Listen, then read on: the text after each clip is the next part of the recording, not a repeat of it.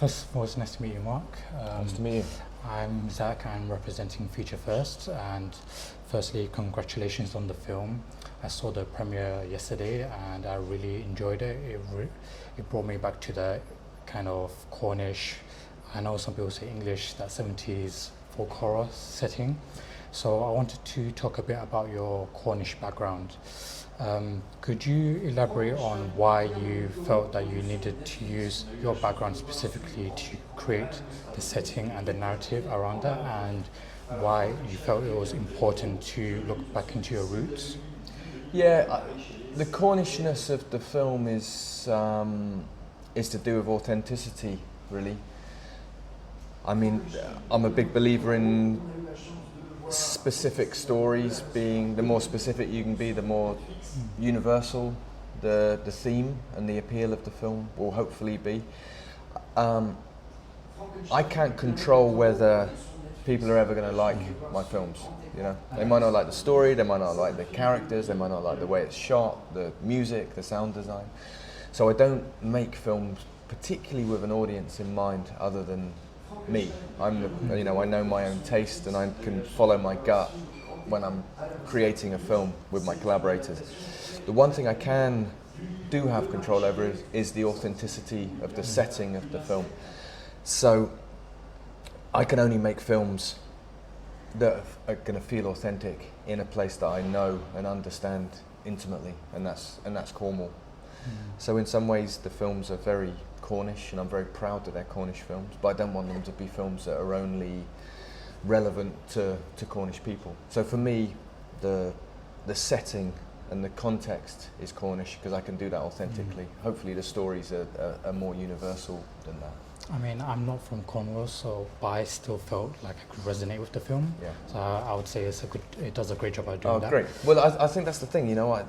I think as audience members, and I'm an audience member more than I am a filmmaker, I think I can recognise something that's authentic, and certainly recognise something that's phony. And I could watch a film, say an Australian film, for example, and I've never been to Australia, but I could recognise a phony Australian film. You know, I probably couldn't explain why it was phony, but I think I'd be able to sense whether something was authentic or not. And so, you don't have to have come from Cornwall, hopefully, to recognise the authenticity. And it's also, you don't sit in a film and go, oh, I recognise the authenticity of this setting. You just engage with a film, and if you really decode it, I think part of the reason why you connect with films is because you recognise there is an authenticity, and that's why there is a universal in the specific. And why do you feel that, as a Cornish, that you want to kind of shed spotlight onto your background, and knowing that nowadays your background may not be as publicized or popularized, and do you have like a personal mission to kind of bring it into the spotlight? A little bit, yeah. I'm on a little bit of a crusade to promote Cornwall, and an authentic Cornwall, the real Cornwall that I understand, and real Cornish people. Because quite often Cornwall's been used as a backdrop for other people's stories. Like a lot of other places in the world, if you're from somewhere that's distinct and beautiful, you know, you should feel pride in that people want to come and make films in Cornwall and set films in Cornwall because it's distinct and it is beautiful. But quite often they'll use it as a wallpaper behind other people's stories, and we get misrepresented through being simplified. We're quite often, people outside of the big urban centres are portrayed as being unsophisticated and stupid.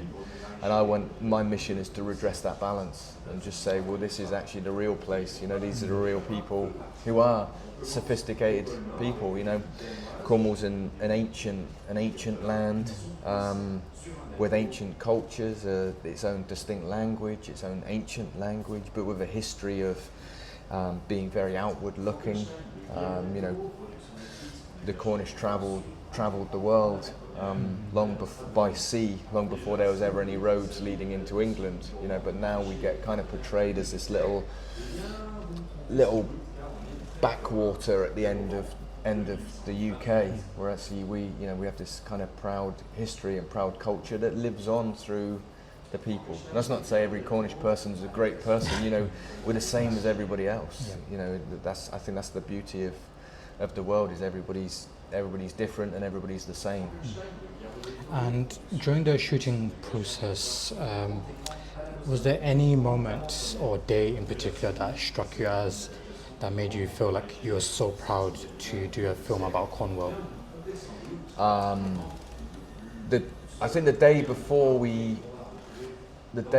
we started shooting, I have 3 traditions that I always stick to when I'm making a film. I'm very superstitious, and one of them is I will always cook a meal for everybody the night before we start. And I started that tradition when I was making films with 4 people, and now we had a huge cast and crew on this one, but I still cooked a meal for everybody the night before. Luckily, in true Cornish style, the first day of the shoot was postponed because the weather was so bad. So luckily I had a day off after the day when I had to cook this meal for everybody. And I think that was maybe the proudest moment, when I looked around the studio and saw all of these people had come from all over the place and descended on this small town in Cornwall to make this Cornish film. And that was probably the proudest moment. After that, once we started shooting, I didn't have a second to have any feelings about anything. And I think that was the proudest moment. And then yesterday, at the premiere, you know, standing there taking the ovation. I saw, yes. And that was, you know, and trying again. I was pretty focused on not crying, so I had other things on my mind. But looking around, seeing my mum and my sister who'd come over, seeing George, Callum, Mary, and Ed, Ian, and Michael, my post-production team, who'd come over as well. Seeing the producers, thinking about the absent producer, Denzel Monk, who's the sole producer of the film, who wasn't here because his daughter got married yesterday, and he was in Wales. I think they were the 2 moments, you know, that first moment just before we started, just before the cameras rolled, and the moment where the credits roll. Yeah, nice.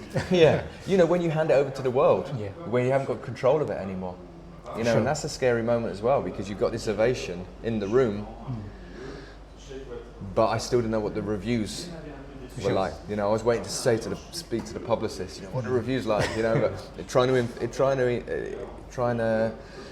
to enjoy that moment with my family, with the film family, with the audience, you know. They were those 2 proud moments, you know. And to be in Venice, the oldest film festival, showing a Cornish film, you know, on the world Perfect. stage. Yeah, that's you know, that's for Cornwall. Amazing. And to talk a bit about the cast, if I'm correct, George has a similar background, and do you mind sharing what kind of relationship you've had with him over the course of the film, and kind of exploring your town and your land, and also what drew you in particular to George and Callum as well? Yeah, well, I met George, and I think George said he did an interview the other day, and he said, you know, he said when we met, we didn't mention a film at all. We just chatted for hours about our lives and other films, and you know, everything but the film. And I'm glad he said that, because that's my recollection as well. So I just met George, and you know, I don't meet actors and get them to read from the script or you know, anything like that. I just meet them and chat to them and see whether we're going to get on. And while we're chatting about other things, I can look in their eyes, and I'm looking at them in a close up and going, yeah, you're going to look good on camera. You're going to fit this role. You know, you're right for this. So George straight away was like, bang, yeah, I wanted George. You know, and everybody told me George is like the loveliest person you're ever going to meet. And I'm still waiting to find out what the catch is with George, because he is the loveliest person. He doesn't seem to have a fault, you know. He's very intelligent when I met him. Yeah, he's got everything. And Callum's the same. When I met Callum, I knew Callum from a TV series that was on E4 in the UK a long time ago.